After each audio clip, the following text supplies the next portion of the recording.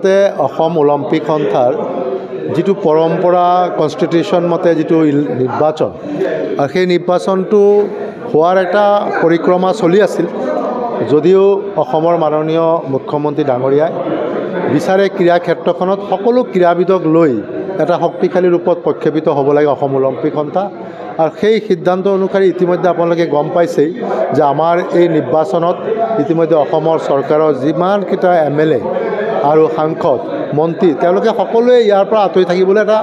ইচ্ছা প্ৰকাশ কৰিলে আৰু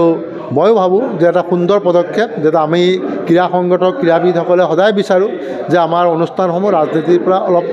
আঁতৰি থাকিব লাগে আৰু যেতুকে বৰ্তমান অসম চৰকাৰখনৰ কৰ্মক্ষেত্ৰখনত ইমানেই আগবাঢ়ি গৈছে য'ত বিধায়ক আৰু মন্ত্ৰীসকলৰ বাবে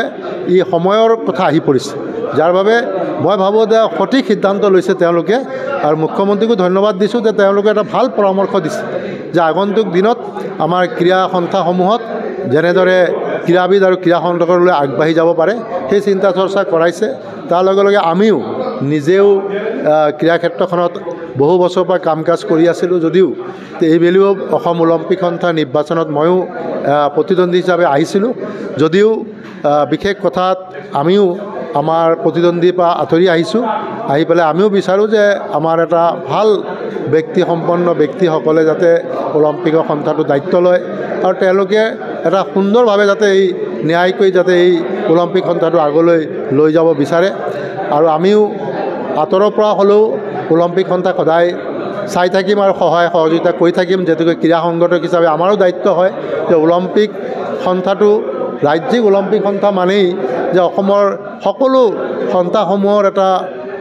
মূল চাবিকাঠি যেতুকে আমাৰ অসম অলিম্পিক সন্থাই সকলো ৰাজ্যিক ক্ৰীড়া সন্থা জিলা ক্ৰীড়া সন্থাক দিশসমূহ পৰ্যালোচনা কৰে আৰু সেই সন্থাসমূহক কেনেকৈ অগ্ৰসৰ হৈ যাব পাৰে সেই দিশসমূহ তেওঁলোকে নিৰ্ণয় ভূমিকা লয় আৰু মই ভাবোঁ আগন্তুক দিনত যিয়ে দায়িত্ব ল'ব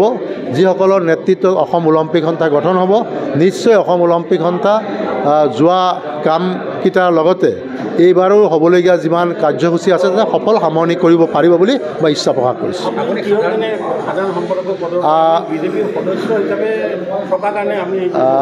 আচলতে নহয় তেনেকুৱা কথা নহয় আচলতে আমাৰ উদ্ধতন কৰ্তৃপক্ষ যেতুকে ময়ো অসমৰ BJPৰ স্পৰ্টছ চেলৰ আহ্বায়ক যেতুকে ময়ো এটা গধুৰ দায়িত্বত আছোঁ আৰু যিয়েকে আমি বিচাৰোঁ যে আমাৰ উদ্ধতন সকলে যি পৰামৰ্শ দিব সেই পৰামৰ্শ আমি নিশ্চয় গ্ৰহণ কৰিব লাগে আৰু সেই পৰামৰ্শই আমি গ্ৰহণ কৰি আগন্তুক দিনত ক্ৰীড়া ক্ষেত্ৰখনত কাম কাজ কৰি যাম কিন্তু বৰ্তমানৰ যিটো নিৰ্বাচন প্ৰক্ৰিয়া হ'ব সেই নিৰ্বাচনত সাধাৰণ সম্পাদকৰ পদত মই প্ৰতিদ্বন্দ্বিতা কৰাৰ ইচ্ছা কৰা নাই